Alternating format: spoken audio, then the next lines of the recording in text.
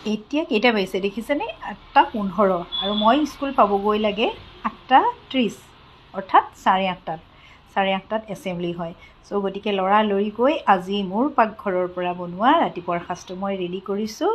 এয়া ইফালে ৰুটি দিলোঁ, তাৰপিছতে মিক্স ভাজি সকলোবোৰ চব্জি একেলগ কৰি এখন ভাজি বনালোঁ, কণী বইল কৰিলোঁ, তাৰপিছত অলপমান আচাৰ ল'লোঁ। আচাৰখিনিতো সিদিনা কৈছোঁৱে ন, ইমান সুন্দৰ হৈছে নহয়, শেষ হৈছেহি আৰু অকণমান আছেগৈ।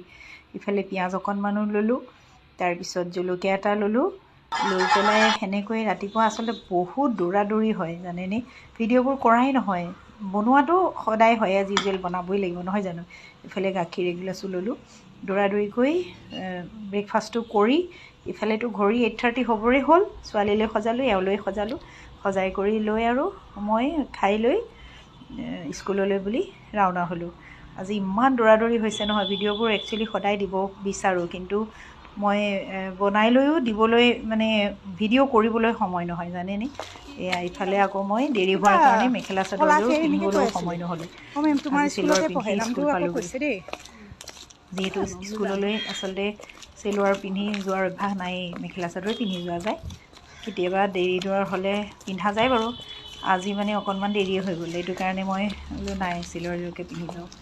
সেয়াই আৰু আজি বহু দিনৰ মূৰত মোৰ পাকঘৰৰ পৰা ৰাতিপুৱাৰ ব্ৰেকফাষ্টটো দেখাবলৈ সময় পালোঁ দেই, ভাল লাগিলে। আচলতে সদায় দিব বিচাৰোঁ, কিন্তু সময়ৰ বহুত নাটনি বুলি কৈছোঁ নহয়। এয়া লগৰজনীক পালোঁ, তাই কিবা কিবা কৈ আহি আছে, দুইজনী হাঁহি হাঁহি গৈ স্কুল পাই গ'লোগৈ। Bye bye. ৰিয়েলি মই সেইটোকে ভাবিছোঁ।